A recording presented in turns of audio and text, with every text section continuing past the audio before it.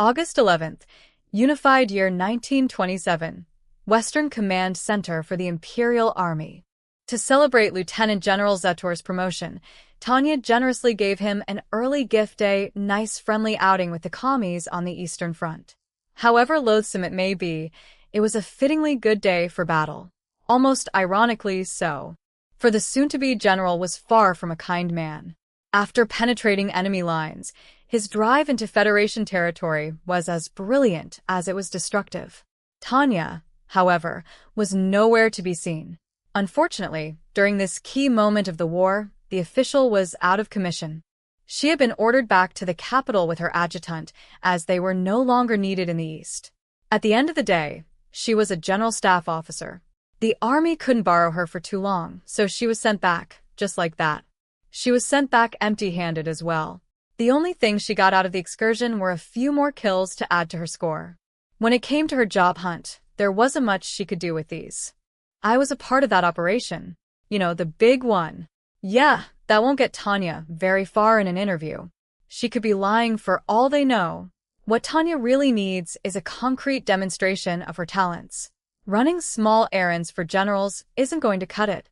I'm not exactly surprised, but the government-run corporation that is the Imperial Army is as shady a business as they come. This is but part of a long chain of events that have hindered my plans to get out of here. I haven't even left the Imperial capital, and I'm already fed up with the general sense of overflowing optimism here. It feels even worse after getting back from the Eastern Front.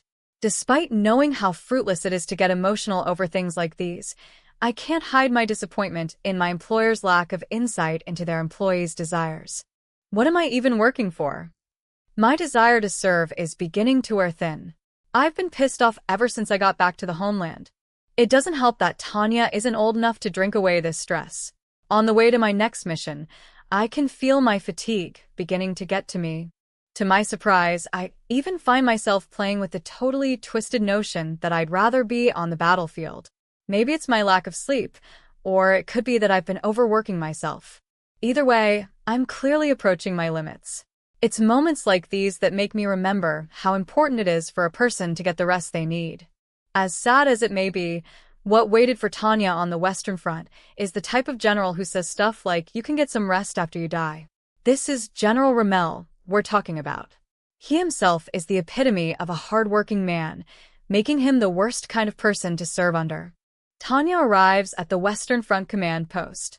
As per protocol, she makes her way to the command center to report to her superior, only to find that he's away. To my incredible surprise, everyone from the high-ranking staff officers on down are away on a trip. The official reason is that they're conducting an inspection. The only officer left behind is a captain who seems to be the general's adjutant. According to him, General Rommel and his staff are out in the field observing from a tank and communicating via radio. So he's out and about checking the front line, and his troops on wheels, or I guess it'd technically be on tracks instead of on foot. It sounds like a loud way to conduct an inspection. However, such activities are completely normal for a newly assigned general. Visiting the front line directly is quite routine, and even encouraged for officers. So they've been out on inspection for days now. Must be tough for the field units and officers alike. Slightly intrigued, I prod the duty officer. Though expected, he answers with his agreement. Well, you know how the general can be. I learned all about his habit of randomly disappearing down south. Active as always, I see. It certainly keeps his allies on their toes as much as his enemies. It's the same deal as always. He blows right past the walls that normally separate the military branches to make his rounds with the Navy, Army, and air units. Oh, you don't say? How admirable of him. I nod and thank the officer for handling the formalities before immediately deciding my next course of action. You see, this is General Rommel we're dealing with. I know how he is, he's insufferable. He's also unstoppable, like a runaway freight train. I know this better than most, since he ran Tanya ragged down south. The man is brimming with vitality. He's the sort to start a maneuver campaign the moment he hits his new post. He practically personifies diligence and aggression. As a devoted employee myself, I can attest that he's essentially the ideal worker. In this same light, He hates anything he views as wasteful. My guess is his life revolves around his work. This normally wouldn't be a problem, but something about hearing a man like this overcoming the walls between military branches leaves a bad taste in my mouth. He's the type of commander who wouldn't hesitate to use necromancy to revive the dead and use them in a fight if he could. This set off more than a few alarms in my mind, not unlike when I'm bathed in radiation from enemy targeting. Hearing about him approaching the Army and Navy in particular raises a few flags. Why go there? The current issue on the Western Front revolves around air superiority. I can see the utility of bringing more anti-aircraft artillery to bear, but would something like that require going out of his way to visit other branches of the military? Contacting the Army makes some sense, for the most part. General Rommel is a lieutenant general for the Imperial Army, after all. It stands to reason that he would have a good amount of contacts there. But what business did he have with the Navy? It's not as if the relationship between the Imperial Army and Imperial Navy is especially poor, it's actually quite good.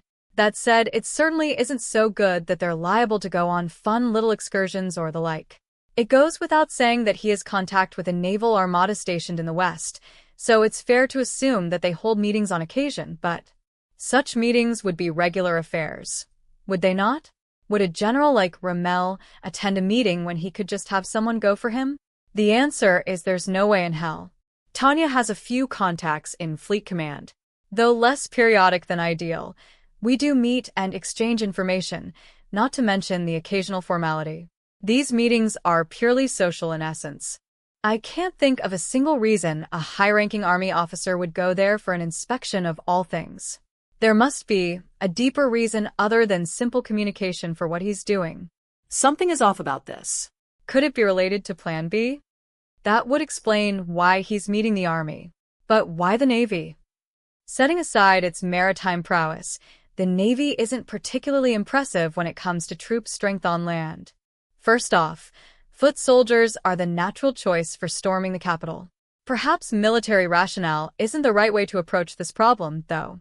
Whatever the contents of this fabled Plan B, it's a product of politics. In this regard, Tanya is nothing more than a pawn in the game, as is General Rommel. This begs the question, would that man willingly and proactively participate in such a plan? But we're getting off topic. I turn my attention back to the military. So, let's say he's away on legitimate business. The question still stands. Why the Navy? The first possibility that comes to mind is a plan to raid enemy commerce. I've heard that our submarines have put considerable pressure on the Commonwealth in the West. Would this warrant a visit from my commander? While that's certainly possible, it still doesn't seem like a compelling reason for General Rommel to go in person. Considering the movement of our naval fleet in the West. None of this makes any sense. I cover my eyes with my hand just as I run out of time. Moments ago, the duty officer who I'd become acquainted with General Rommel's adjutant brought Tanya a summons order from the general. It's a telegram flown in from his mobile command center ordering her to report to his position. I snatch it away from the man and give it a quick read, or more like a single glance. The paper literally just says, "Come." Nothing more, nothing less. No room for refusal. Boss's orders. How arrogant. I get myself ready as I make my way to the location of the mobile command center I've been provided. I'm ready for the next unreasonable demand to be laid on me. It's funny how unrewarding it is to be correct about these sorts of things. Tanya arrives on the scene and is welcomed by her boss's smiling face. Or perhaps more aptly described as a devilish grin. I wish it could end here. This is already scary enough. But alas, it gets even more frightening when he opens his mouth. I've been waiting for you, Colonel. I have the perfect job for you. Could this get any worse? Woe to General Rommel. I look at the plan laid out before me. It's absolutely terrifying. The gist of it is a full-scale assault on the Commonwealth from the sea. My first impression is that I must be seeing things. An instant later, my hand makes its way to my eyes. I give them a rub because this can't be real. It must be some sort of joke. My brain is racked with a permeating, senseless doubt. What do you think, Colonel? When the general poses the question, I come to my senses, though my thoughts are still in complete disarray. Put bluntly, this plan is essentially a gamble. one that Tanya can't professionally condone. Let's start with the most basic of premises. As unfortunate as it may be, we've effectively lost our air superiority. It's taking everything we've got to prevent disaster over the industrial area in the Francois lowlands, and the situation there is growing dire by the day. The Western Army Group that oversees the area is currently on the back foot. The situation is unfavorable, and there's no practical way for us to reach the Commonwealth homeland, where the enemy's base of operations sits. Despite there being no chances for us to destroy, occupy, or incapacitate the Commonwealth, General Rommel is proposing a plan that would require his fellow officers' full compliance. Does he want to go to their island? From the front? It says we'd pose a full-scale attack on the Sea Commonwealth. Is this accurate? That's their base of operations, isn't it? This is basic stuff here. The definition of basic depends on the circumstances, sir. Are the orders from the General Staff Office not to fortify our defenses on the Western Front? That is correct. Tanya quietly shakes her head. Fortifying a line's defenses in this context usually means reorganizing its air defenses. I'd assume the mission I would receive from General Rommel involved something like that. So what is all this? This is a leap in logic that almost reminds me of being X. Has the war finally gotten to General Rommel? To my great misfortune, General Rommel is Tanya's superior, and his operations always emphasize aggression. Your orders are written right there, Colonel, clear as day. In that case, I may need your help. My eyes seem to be acting up. I protest my assignment with a barely permissible rebuttal. There is a hint of angry disbelief in my tone. This is supposed to be a defensive strategy, right? I seem physically unable to read this correctly. Is it all right for me to call a doctor? Fret not, Colonel. Your eyes do not deceive you. I can guarantee you that the plan you hold in your hands outlines a fine defensive strategy. So, it's a defensive full-scale assault on the enemy base. The name of the plan challenges my command of the Empire's language in a way I've never experienced before. It says we're going to outflank the enemy's home fleet, the unmatched naval force that rules the seas, and attack their homeland. Not only is it not defensive, but it's also recklessly aggressive. The plan is thoroughly and patently insane. But Tanya is a mature member of an organization. Her words need to be chosen carefully. Taking a moment to think before I speak, I fold my arms and look up at the ceiling. I'm not sure what to say. Though I've decided to change jobs, it's not like I have an offer lined up or anything. It's important to always keep a foot in the door of your original company until you're ready to move on to your next job. Quitting before your career move is decided is a big no-no.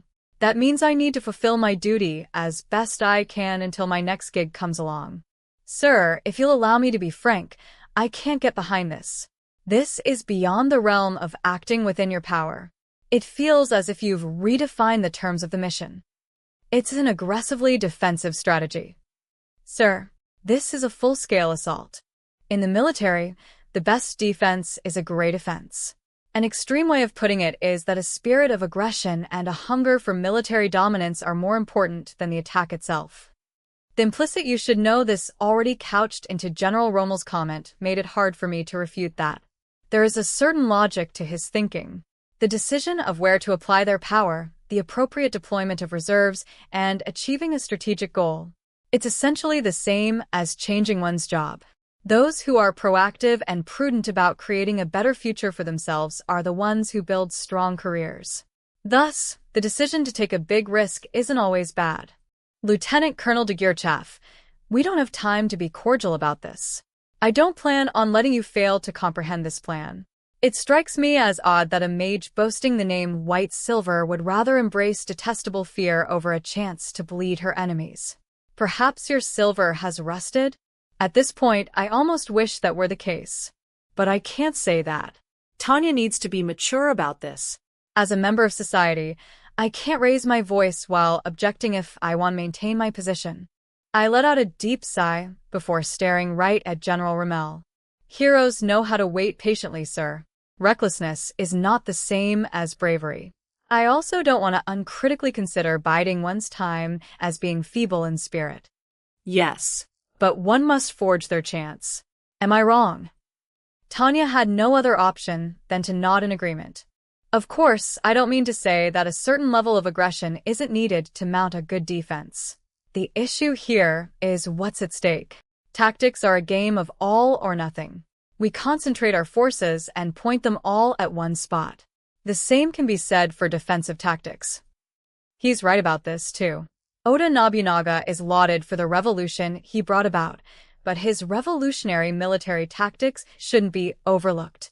His formidable defense literally went down in Japanese history. As far as I know, even Japanese children know about Oda Nobunaga. A significant event for him was the Battle of Okahazama at Dengakwazama. But since too many people fail to ever call upon the knowledge they have, they never truly understand what defense actually means. There aren't many terms as misunderstood as defense is. Defense can include offense at times. Unless you're trying to bide time, a defense that doesn't take care of the enemy's offense is a stringent strategy. What did the Oda clan do before Imagawa Yoshimoto invaded Owari province? Did they wait for the attack with a strong defense and bring the battle to their castle? One only needs to read a Japanese history textbook to learn the answer. The Oda clan went on the defensive by sending their samurai to behead Imagawa Yoshimoto and then intercepted their invaders. This was how the Oda clan successfully defended their castle. And what if the Shogun Nobunaga had just sat idle in his castle waiting for the enemy to make the first move? His life would have ended with a valiant defense, and his legacy would have been relegated to a footnote in history, only noticed by the odd history buff. Sir, I won't deny that aggression is vital to a strong defense. Decapitation strikes and General Zetor's maneuver warfare in the East are both testaments to this fact. As a skilled field officer, I know how to use taking the initiative and knowledge to get the upper hand defensively all too well. So, what's the problem? This is an extremely defensive plan. It is extremely defensive on a national level. However, I find it hard to call this plan defensive-minded. There is a limit to everything, and I can't accept General Rommel's extremely liberal definition as to what constitutes a good defense. This is the equivalent of mixing up a horse for a deer. It should be more than self-evident that it can hardly be called a strategic defense. We have a difference in opinions, Colonel. I also can't help but notice that your lack of desire to charge into battle as a field officer. Tanya's expression twisted at her superior's absurd comment. For better or for worse, I never dealt with bosses of this caliber in my previous world, though it was a daily occurrence in the exploitative job environment created by times of war. It's precisely why I'm considering getting out of here. But right now, I need to protect my current position. With all due respect, a hunting dog needs to remain calm until its prey is just within reach. I straighten my posture and look directly at the general. Only a mutt would run around doing what it wants without orders. No matter what happens, that's not an appropriate way for an imperial soldier to conduct themselves. Your point being? Let's not get too caught up in metaphors, Colonel. Your reinterpretation of our mission strays far too much from the homeland's orders. General Rommel's jovial expression doesn't budge even the slightest bit when I give him my honest opinion. The dignified look in his eyes that urges me to go on couldn't be any worse. We could mobilize our boats, not to intercept but to charge enemy territory. I believe this is more than aggressive enough for where we stand. An attack on Commonwealth waters. We're effectively going to go right up to the world's maritime superpower and punch them in the face. How could this be considered defensive in any shape or form? Setting aside the fact that it's insane, it's nothing more than a rash attack. We're not of the same opinion on this matter. The way I see it is that getting rid of the enemy is the best defense. Tell me what you think. Considering where we stand on the subject matter, I want to hear what you have to say. Are you really going to assert that an attack behind enemy lines could be considered a defensive strategy? My superior quietly nods, forcing me to point out what I thought was obvious from the start. No matter how you look at it, this strays a great deal from what we were sent here to do. A coordinated naval strike using both mages and naval infantry. This is well within my discretion as a means of protecting the integrity of the Western Front. Does your discretion cover getting into a fistfight with the enemy on their turf in the name of defense? This man is sick in the head. Even Shimazu, one of Japan's most infamously insane warlords, limited his defensive actions to his sphere of influence. I simply cannot get behind this decision. To call this a defense erases the concept of offense in the first place. Colonel, I'm hoping to fundamentally improve our defensive posture in the West. As you know from the other day, there are plenty of circumstances at play here. No matter what is fueling this decision of yours, sir, I'm a soldier. Therefore, it's my duty to strive for the best defense possible here in the West. White Silver, you sound like a rusty old politician. General Rommel shakes his head in disbelief. The air in the Federation must be riddled with miasma. Though he sounds astonished, he speaks the truth. I can attest to this, of course, having just come from the Eastern Front. Things are beyond dismal there. The East is a quagmire, full of bodies that will never see a proper burial. The Federation is like a two-headed beast, with one looming head representing communism and the other nationalism. It's entertaining in a way. I'd like to take you there with me, if we ever get the chance. Sounds like quite the playground. Unfortunately, I'm getting a bit too old to play in the mud. You must be joking. I'll have you know that General Zetor waded his way through sludge in the East with my company. I see so. It's a place where that general can spread his wings. You've given me an idea of how truly terrible a place it must be. I owe you my thanks, Colonel. Considering what I saw while I was there, I must admit that the East is the worst of all worlds when it comes to battlefields. It's hard to romanticize what happens there as a clean, ideal version of war. In terms of how harsh an environment it is, it's similar to the Southern Front, but other than the intense changes in temperature, that was a relatively easygoing battlefield. The Southern Front is unique in its own way. It's a bit strange, considering how things started there, but winning or losing the battles down south isn't considered all that important for determining the outcome of the war on either side. This, in turn, has resulted in a level of mutual civility born from the relatively low-pressure environment you can find on the southern battlefields. However, the same can't be said for battles on which the fate of an entire country rests. Countries place their raison d'etat in winning these battles, no matter what the cost. Well, then, General Rommel folds his arms and begins to speak. Let's cut to the chase, Colonel. My mission for you is similar to what you did while you were spending time in the Federation. Sir, these Eastern and Western fronts are entirely different environments. With all due respect. Wait, he says. I am about to object, but stop when I pick up on his displeased tone. Cut it out with your all due respect crap. I'm not some bureaucrat. Maybe I've been in the capital for too long. I think that all the red tape is starting to get to me. If a line officer such as yourself has problems with that, then the General Staff Office and the bureaucrats are all screwed. General Rommel gives a hearty laugh. Something about what he says causes my expression to twist. The excesses of bureaucracy run rampant even during a time of unprecedented war. I can feel it affecting even me. Though frightening, there's something to be said about it. Setting aside Parkinson's bitter law, I never dreamed that the bureaucrats would ever be able to make this much work for themselves. Colonel, my plan is based on what I see as a reality. I'd like for you to directly threaten their capital. See? I've learned my lesson. You want me to bomb Fog City? Don't you think I've done some growing of my own since our time in the South? That's an interesting turn of phrase. Would you mind if I borrow your dictionary so I can brush up on my vocabulary? That's strange to hear you say, White Silver.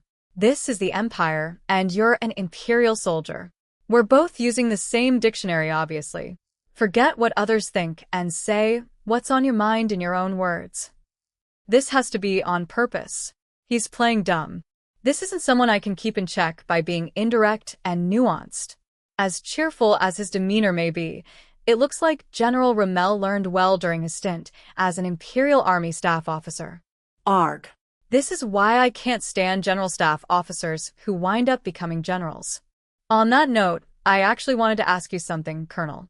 How about you share some of your wisdom with me? Is there any other way to fortify the West? Do you have a better plan than this one? His tone indicates his doubt in Tanya's ability to give a compelling answer, making it a form of penance given the fact that Tanya cannot refuse. I find myself wondering if the Army will ever compensate Tanya for all her work-related stress. Back in the here and now, I entertain a few different ways I could reply to the question before choosing to be a professional as I politely begin to completely deconstruct my superior's supposition. I have confidence in myself. What I know well. And speaking from experience, most aerial combat comes down to a battle of efficiency. If we're going to fortify our line, we need to organize our anti-air defenses to make them efficient as possible. That would be a good answer if we had the resources for that. But tell me, do they have anything in the textbooks on what to do when you're on the losing side? They don't, I wanted to say with a private laugh. Toxic companies seek out innovative ways to create hype and move up in the market, but the desire to use innovation in such an oblique way speaks volumes for their failing strategy. Innovation isn't something born from having your employees chant stupid slogans.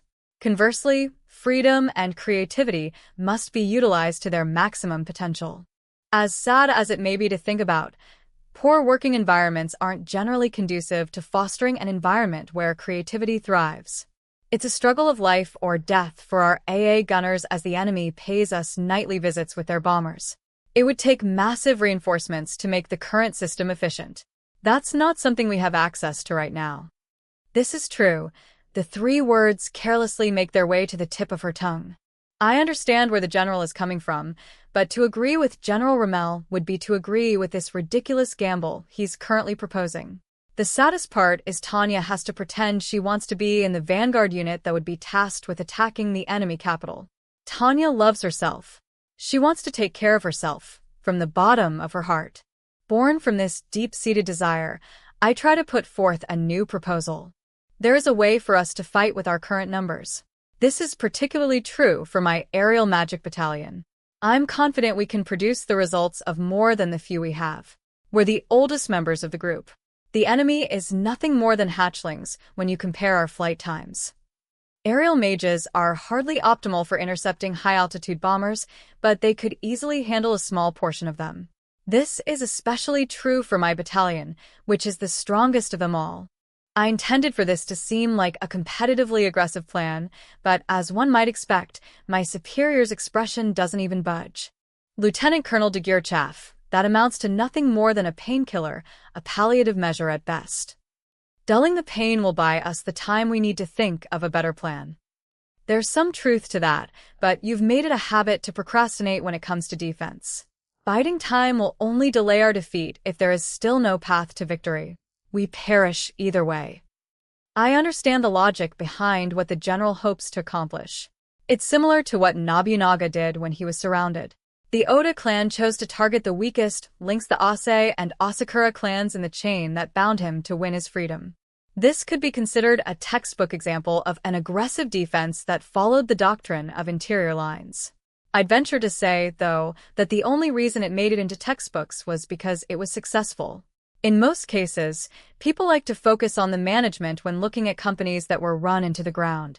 It's rarely taken into consideration how poorly people in the field are treated while things are falling apart. As much as I try to quell the doubt inside of me, it continues to grow. So we need to act for things to change? It's the opposite, Colonel. I don't see how you can't understand this. If we don't act now, it is only prolonging our inevitable death. While he has a point, the chances of success are still worrying. Even if Nobunaga proved this could work in theory, what proof is there that General Rommel can secure the same success? The answer is there isn't any. To start off with, there are too many differences between the Empire and the Oda clan. True, the Oda clan was surrounded. Just like the Empire is right now. That's essentially it. That's the only similarity. The Oda clan had something behind those who surrounded them. They had relationships all over Japan with people who were willing to help them. What about us? Does the Empire also have allies waiting just beyond our hostile neighbors?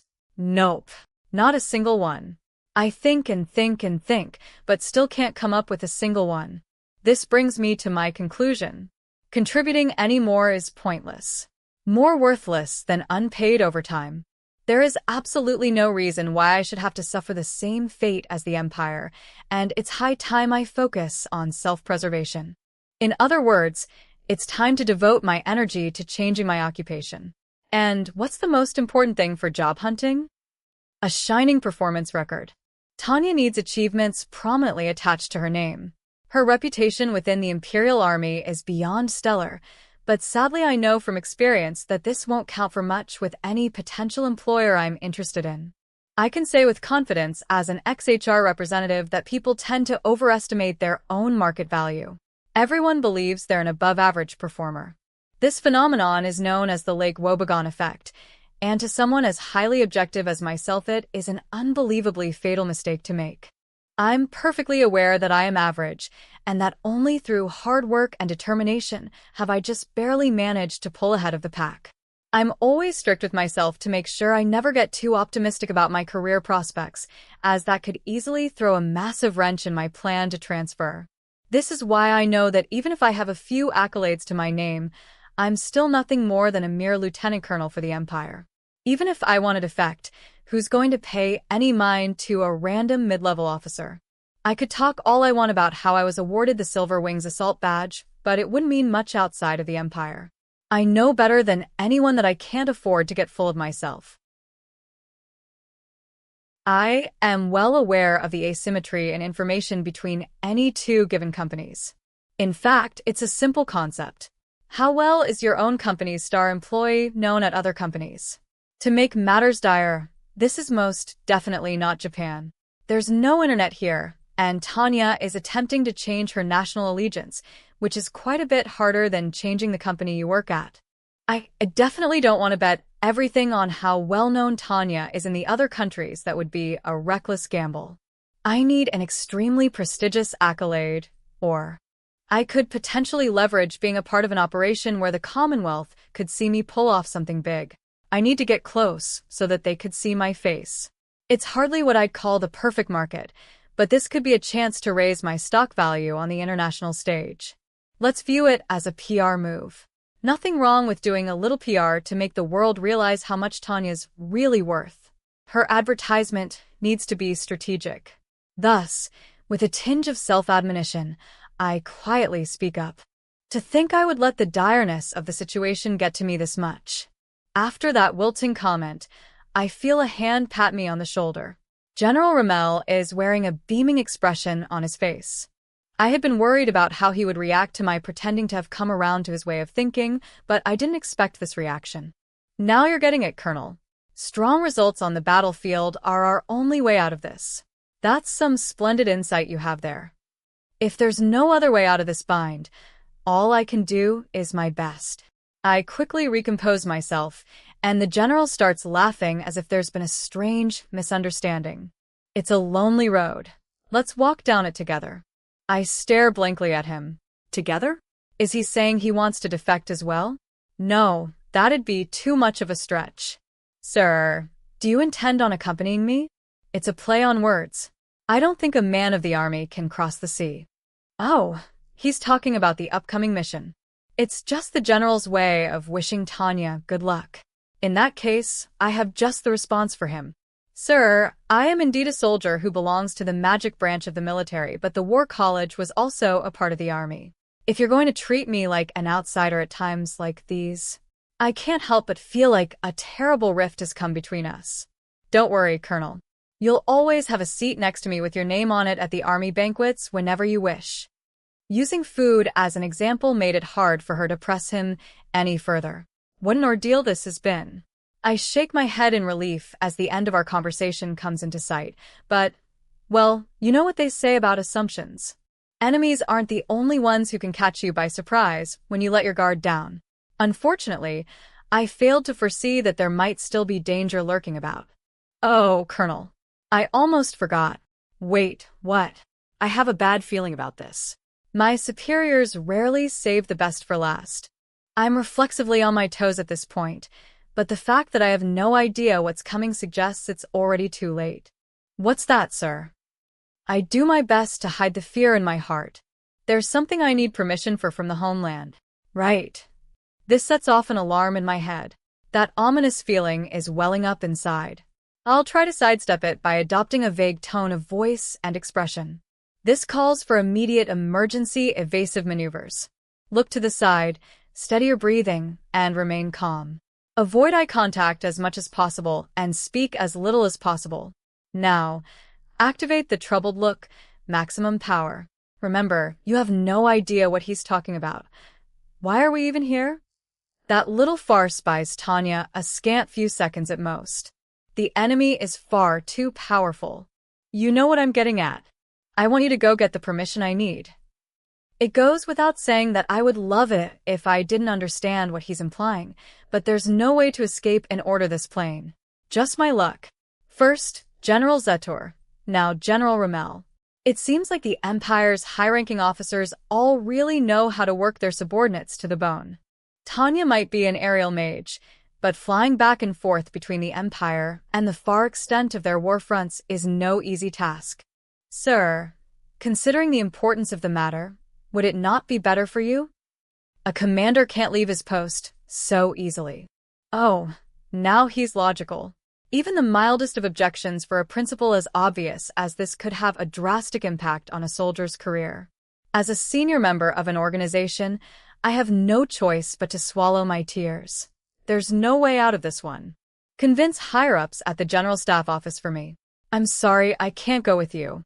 Let's make this happen together. I'll do what I can, sir. I'll proceed with the utmost secrecy to see to it that the plan makes its way to the battlefield. What else could she say to the man? August 14th, Unified Year 1927, Commonwealth Suburbs. It was a regular suburban house like any other. A typical country home for a noble. The house's design, the attached facilities, and the general accommodation suggested a certain level of status and means for the many people who stayed there. It was the perfect place for the military and other officials to use as a temporary residence, or at least, that was how it appeared on the outside. Everything changed the moment one set foot in the building. The guards, most of whom were familiar faces, feigned a sense of boredom and unimportance. They were recognizably naval mages. During wartime, they were the type of veterans desired more than anything else on the front lines. There wasn't much an officer wouldn't do to get their hands on even one of them, and here they were pretending to be foot soldiers. The only other group that might use elites like these as bodyguards was the Imperial Guard in the Fog City. But they fit in here as well, because this was the headquarters for the Commonwealth's intelligence service. And yet, one can only let out a dry chuckle when every time they visit here, a new set of eccentric security protocols have been put into place. I must admit, these protocols are prudent. Decapitation strikes had become commonplace ever since the Rhine campaign. The owner of this establishment knew how troublesome such tactics could be more than most. Whether hailing from east or west, the head of any intelligence agency was always vigilant. This was a good thing. It was important to be cautious. It would have been better, though, if he wasn't the one you had to report to directly. The injury that devil of the Rhine gave me is beginning to hurt. What a pain. I have nothing but bad feelings about this.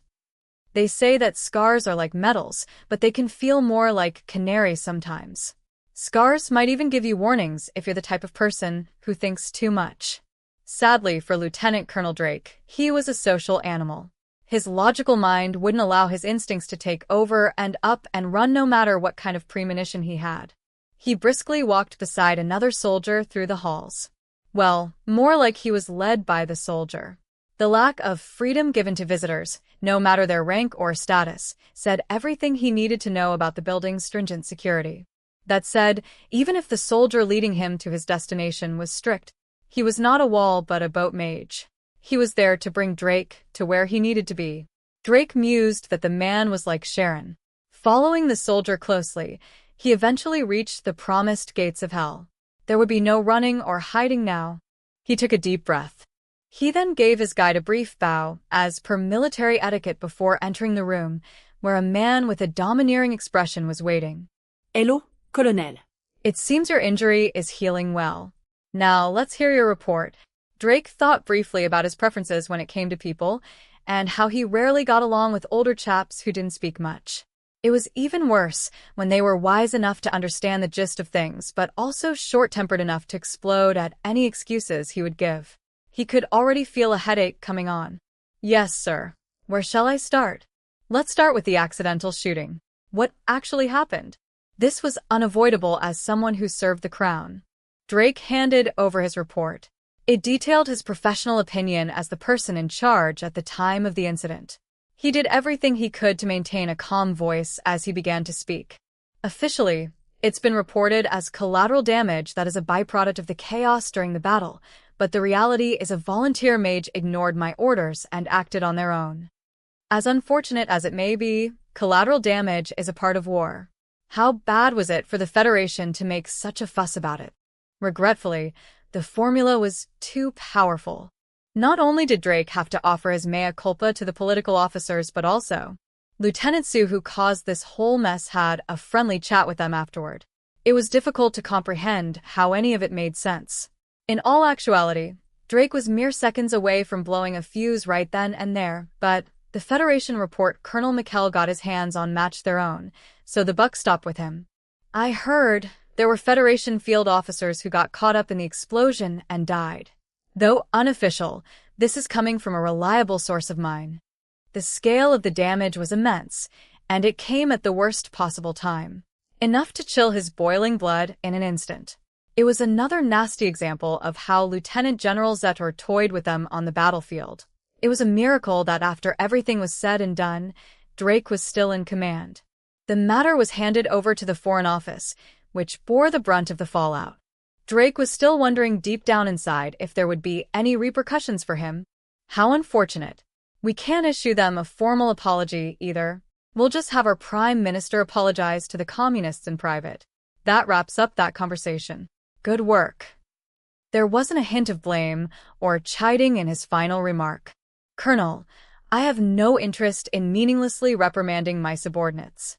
We're at the mercy of the politicians, and I'm not so incompetent as to push their unreasonable demands onto the men and women in the field. I may be old, but I intend to age with grace and avoid picking up as many bad habits as I have years under my belt. Drake appreciated his thoughtfulness. As heartless as it may have seemed to an outsider, he almost felt exempt from any responsibility for the matter. Almost. While the incident was officially resolved, he felt like he couldn't let himself go unpunished. This was the exact reason he had produced his own report, despite knowing it would be disrespectful. Drake was being scolded by the man, and he understood the political nature of his appeal. The ever-so-slight hint of irritation that could be detected in his superior's gaze was awfully frightening. Nevertheless, Drake felt compelled to speak his mind. Even if the brass were intent on including a former Entente Alliance Army orphan in their ranks, it was his sworn duty as an officer to give his superior an honest report. General Habergram, with all due respect, I included it due to my fear of a repeat. What? They're only commies, Colonel. You needn't worry about whatever losses they sustain. I'd agree with you, if I didn't know the truth. But, as someone who was on the scene when it happened, I can't allow myself to do that. In the next moment, the uninterested, almost casual demeanor of his superior changed slightly. The head of intelligence, who had treated Drake like a gentleman of the Navy, now looked at him like a soldier. Lieutenant Colonel Drake, I may be misunderstanding you, but... He studied Drake with slow, observant eyes and hit him with a sharp inquisition. I had always pegged you as a man who hated the Federation. Allow me to correct you. Sir, I absolutely abhor communism with every fiber of my being. And to be frank with you, sir, I don't think I could ever come to like the Federation. For Drake, there was a big difference between the people of the Federation and the ideology of communism. This difference was impossible to ignore when he stood alongside them on the battlefield. He believed that while many of the Federation's people were genuine dyed-in-the-wool communists, assuming every citizen of the Federation was the same couldn't be considered anything but incredibly short-sighted. Most of their military are members of the Federation before they're communists. They're driven by their nationalism, not communism. I'd go as far as saying we're in the same line of business, considering we're all soldiers. Drake knew this assertion could very well end his career. He had come prepared for that. This was the intelligence branch of the Commonwealth Army, and they despised communism with unmatched fury. In their eyes, to even reference an ideology as destructive as communism was grounds to ruin an officer's future. Despite this, Drake remained steadfast. I hate their system, but I question whether or not we should hate their people. Without responding, his superior reached for a cigar and wedged it between his teeth. There was a viciousness to him for someone who had just declared his desire to be a kind, old man. He held a match as it burned slowly, but Lieutenant Colonel Drake found himself feeling an unintended familiarity with that match. Standing at attention, Drake waited for his superior to say his first words. The silence was incredibly uncomfortable. He found himself indifferent about the ultimate outcome. He just wanted to hear his superior's thoughts on the matter. It almost felt like he was a defendant about to receive their final judgment. His superior, on the other hand, leisurely smoked his cigar before abruptly placing it on an ashtray and beginning to speak in a blunt tone. So you're a humanist. Affection for others is a good thing off the battlefield. However, we're at war, Colonel. Sentimentality like that will get you killed. My apologies, General, but I'm not some monster when I step onto the battlefield. Even then, I'm still human. This is a matter of having a good conscience. My advice is to remove a handful of members, starting with First Lieutenant Sue. Not only do you lack appreciation for being abdicated of blame, but now you deign to give advice? You're more arrogant than I thought. You're killing me here, Colonel. Though he made a point not to hide his displeasure, his superior was willing to listen to him. Fine, let's hear what you have to say. So, Colonel, are you saying this wasn't an accident? When you consider the problems with our positioning during the battle, it could be considered accidental. However, that poor positioning was a result of the enemy deliberately luring the novice members of our multinational unit. This is what makes it human error. General Habergram listened to a brief explanation of what happened before raising his old cheeks for a scornful sneer. It was evident that he now understood the enemy had baited them. His evaluation of the unshapely front line was simple. I see. So they pulled one over on us. Yes, sir. One can only wonder if the Imperial Army's senior mages all have tails. Like devils, you mean? In any case, we have to face reality. Is it difficult to make sure something like this won't happen again? In response, Drake simply shook his head shamefully. Considering our soldiers' backgrounds, I'd say it's impossible. How about teaching them not to fall for provocation? Is that too much to ask for? Sir, I'll do everything in my capability to train them, but this is the devil of the Rhine we're dealing with here. That mage's deviousness and trickery is second to none. Lieutenant Colonel Drake let out a sigh to muffle his annoyance. That damn ghost is the worst sort of human. Cunning beyond a doubt and a powerful named mage to boot.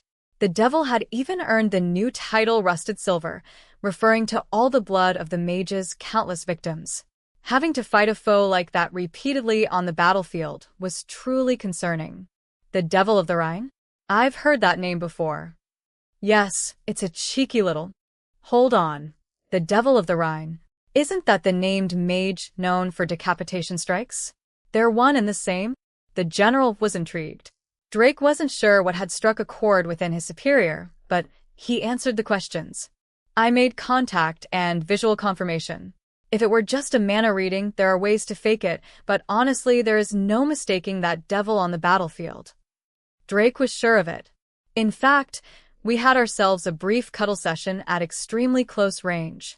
The devil stabbed me with an enchanted blade, and I returned the favor with an optical sniping formula and an explosive one. Your injury is from your fight with the named? Correct. Had it not been for the urgent care and magical therapy, I'd either be in early retirement or a body bag right about now. Returning at all from an encounter with a decapitation specialist could be considered an accomplishment all on its own.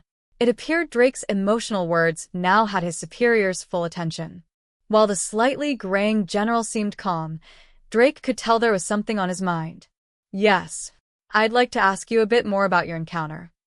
Sharing information about the front lines was one of the reasons he had been called back to the homeland. So, for Lieutenant Colonel Drake, there was nothing out of the ordinary about his superior's interest. I find it interesting that the Devil of the Rhine was seen in Federation territory. Start by telling me about what happened in more detail. He began going into detail about what had happened as requested. When my troops saw the named mage, the ex-Entente Alliance aerial mages were especially riled up. The same went for those from the Unified States who had run-ins with her before. Their emotional state made it easy for her to provoke them. That's not what I want to hear, Lieutenant Colonel. The general waved his hand as he interrupted. He shot Drake a look as if to say, you know what I mean, but how is Drake supposed to respond? As regrettable as it was, Drake rarely found himself in an office, so he had no idea how to interpret General Habergram's mood or tone.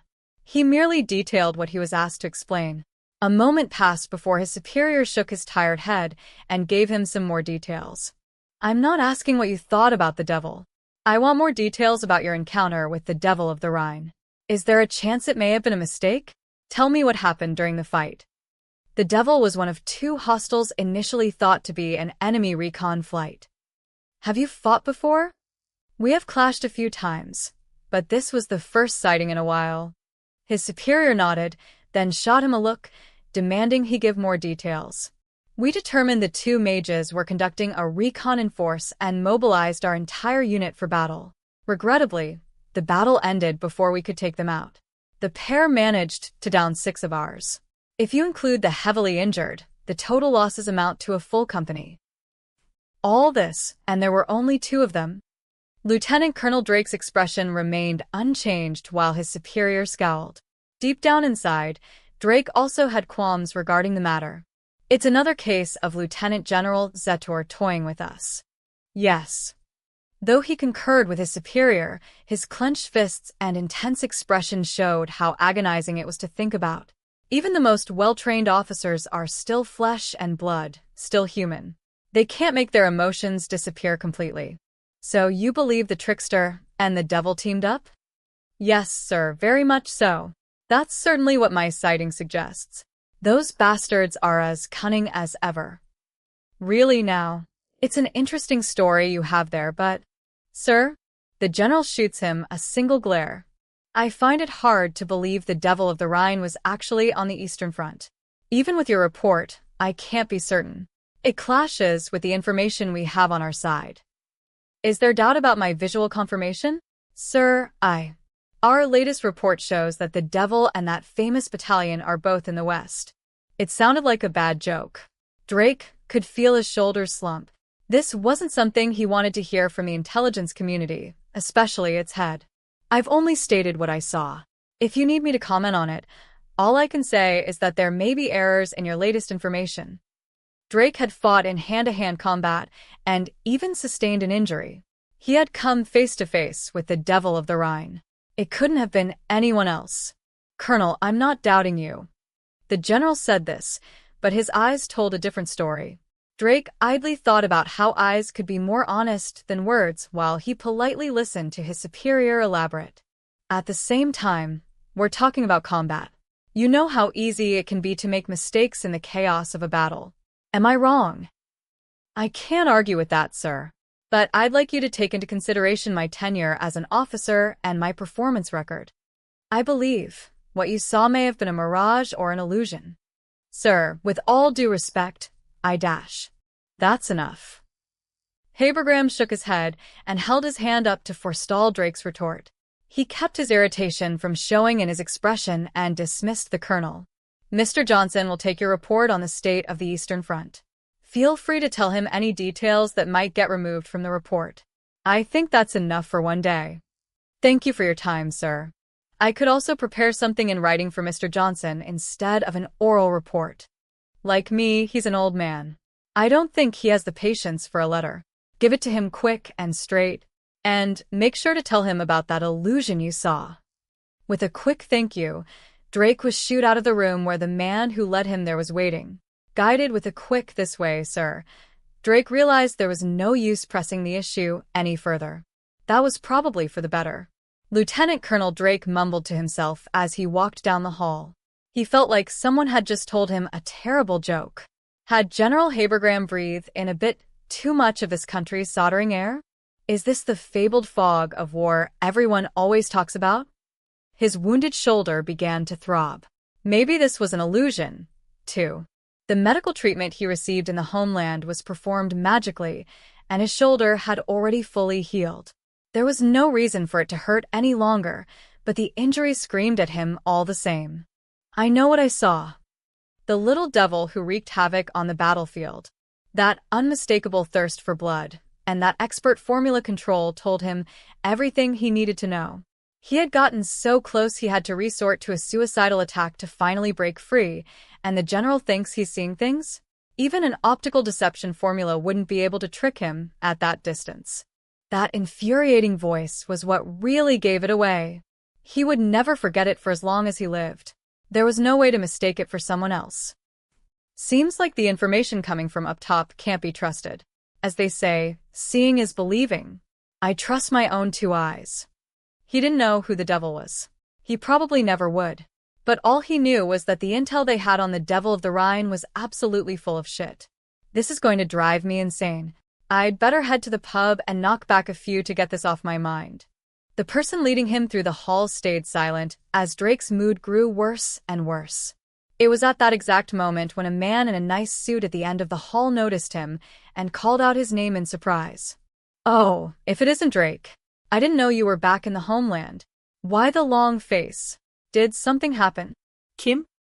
Just some business in the east. I'd rather not talk about it. Sounds rough. I'll buy you a drink. I bet you haven't been to a proper pub in a while now, have you? The friendly offer made Drake happy. He was in a genuinely tough spot. All he wanted to do was coop up in a pub with a pint in hand and talk about all the garbage he was dealing with. The sad truth was he still had some work to do. His night would be spent filling out mandatory forms before he could enjoy the sweet release of booze. Thanks, but I'm not free just yet. Sorry, but I'll be on my way. Be careful now, you hear? You can always drop me a line if there's anything wrong. Drake appreciated the homeland for its friendly hospitality, but he didn't think that really extended to venting about the intelligence agency tune of its agents. Drake said his thanks before following his guide to Mr. Johnson's office. All he wanted to do was up and run to a pub at this point. He shook his head. No, I'll just grab a drink when this is all finished. Though there was no way for him to know this, Drake's abilities as an aerial magic officer were held in extremely high regard. So much so that the Commonwealth Intelligence Agency valued him higher than he did himself. It went without saying that those at the Commonwealth Intelligence Service headquarters weren't the types to openly tell him this, though. But the general consensus was that he was the real deal. He was as loyal to the Royal Army and the Crown as any naval mage. His pedigree was impeccable as well. He came from a long line of military men, and there were no problems with the way he thought or his personality. From an intelligence perspective, he was a reliable asset, something that was both rare and extremely valuable. This was part of the reason he had been the officer chosen to go straight into the rotten nest that was the Federation. The Commonwealth used those it trusted first and foremost. If he says he saw that mage, then it was more than worth considering the plausibility. Enough for Habergram to seriously consider doing so, at least. Though he shot the man down during his debriefing, it was actually quite difficult for him not to show his shock. If it had been anybody else, the general would have kicked them out of the room without a second thought. But it had come from a man he trusted. That was what caused him to groan. The Devil of the Rhine? In the east. He didn't want to admit it was the same mage. But he also couldn't prove that the devil hadn't been there. The source that told him the Devil of the Rhine was in the west was proven. There were also many reports coming from the defensive lines set up along the channel that corroborated the claim. That said, Lieutenant Colonel Drake was fresh back from the east. His information was still new. What's more, he insisted that he saw the devil in the flesh. Was the Imperial ace there just to help Zetor go on the offensive? This wouldn't explain the infamous battalion's whereabouts, though. They had them perfectly marked. The Devil of the Rhine's battalion was unmistakably stationed in the west. So, why would their commander be seen in the east? Well, it wasn't unheard of for commanders to occasionally move on their own. There were certainly cases where they would go on leave or move around for communication purposes. If that were the case, though, then what circumstances would lead the devil to participate in a battle? That was unheard of. Why leave your battalion in the west only to go fight in the east? Habergram couldn't think of a reason why. Not a single conceivable reason. He could only see it as a complete and utter contradiction. What the hell is going on? He had in his hands Ultra's Intel-decoded Imperial Army transmissions. These described the Devil of the Rhines and the Mage Battalion's movements in great detail. Every last one said they were heading west. They were stationed there as a part of the Lurgan Kampfgruppe. The Devil would be reporting directly to Lieutenant General Rommel. Looking at the pair's service records, they were such a good match that it made the analysts sick to their stomachs. These two were like demons who could consistently come out on top of nearly every hand in this shitty card game called war. Evidently, they were in the middle of planning a commando strike on the Commonwealth homeland. Sending the Devil of the Rhine in first made sense, to say the least. Leading the assault with aerial mages was perfectly logical in military terms. There was no reason to not believe it until word came from a soldier trusted as much as Ultra that he had seen the Devil in the east. As inconceivable as it sounded, Habergram couldn't simply brush the report aside. Lieutenant Colonel Drake says he saw the Devil in the east. What a pain in my ass. Does this mean the Devil of the Rhine has relocated? He wanted to reject the notion, but he couldn't flat out discard the possibility. So, what was the correct response to all this? He thought of the worst-case scenario. Endless possibilities began flooding his mind. But he had to figure out which of them would be the most catastrophic. Would it be the scenario where the enemy figured out radio codes had been deciphered and were actively using this against them by sowing counterintelligence? That was certainly a possibility, except for the fact that they had been confirming every last thing they gleaned from the intercepted messages. They knew that Imperial ships were covertly assembling in a single location thanks to their SIGINT work and sources in the Resistance.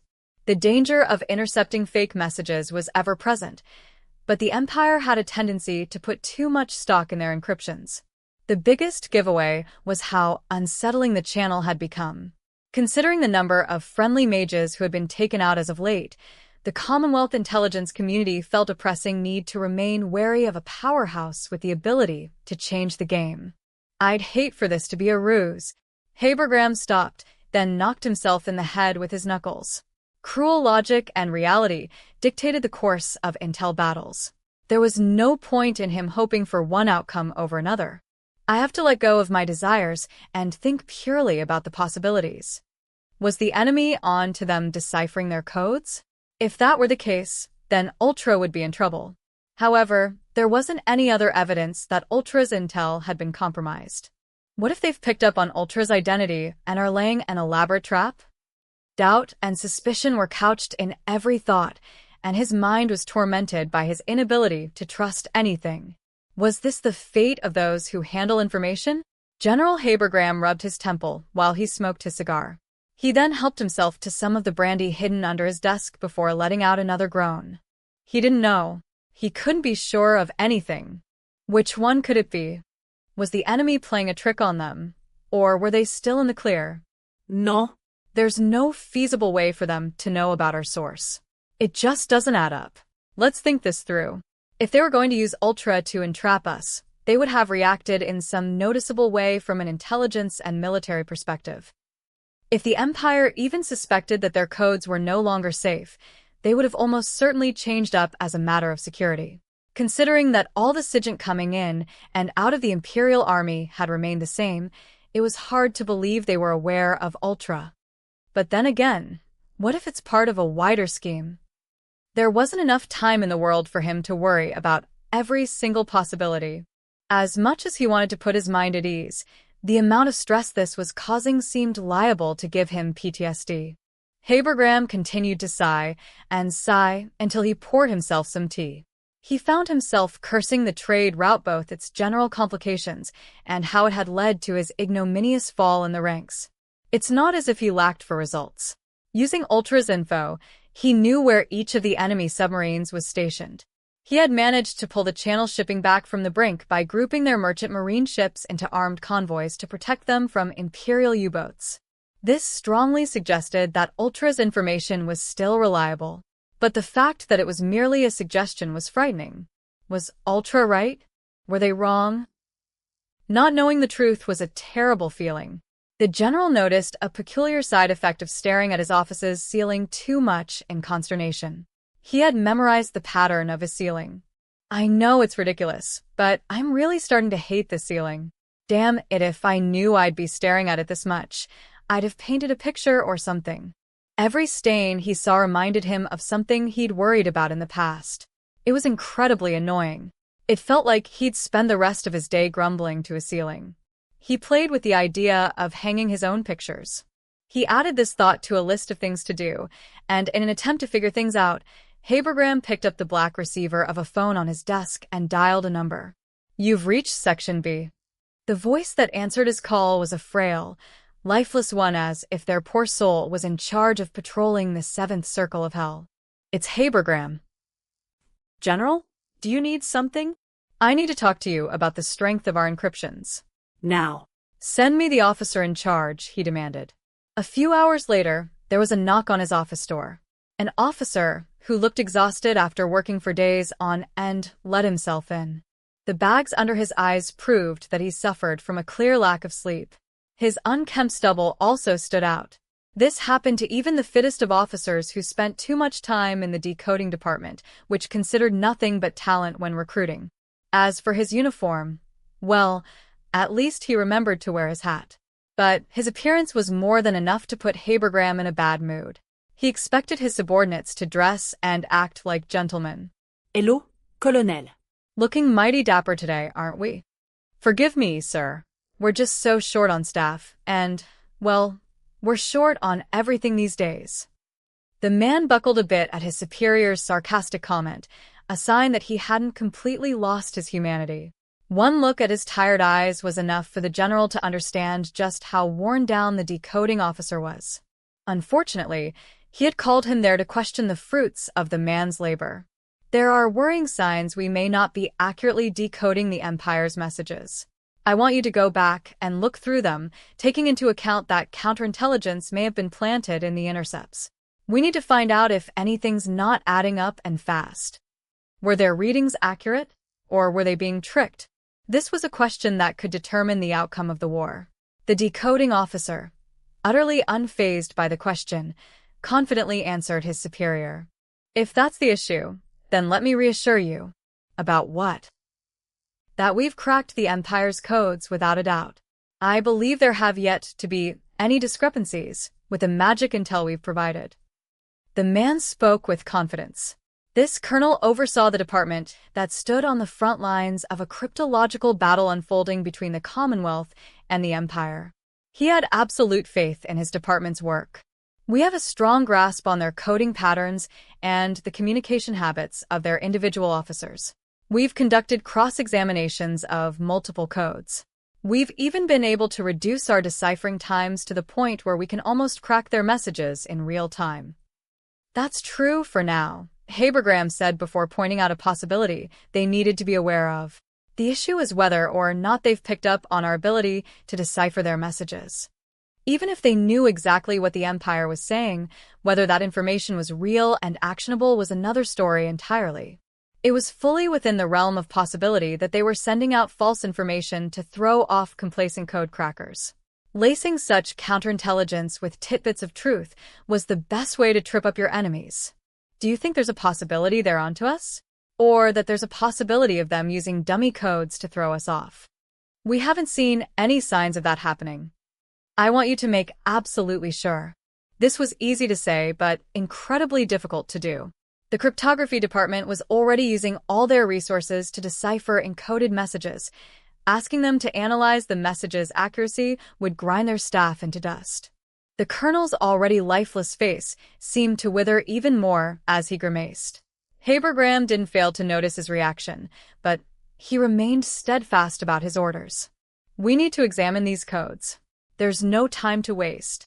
The colonel obeyed, and after having the entire intelligence branch go through every message they deciphered, the result of their audit was delivered with a simple report. No abnormalities detected. The Commonwealth Intelligence Service could still read the Empire's encrypted messages like an open book.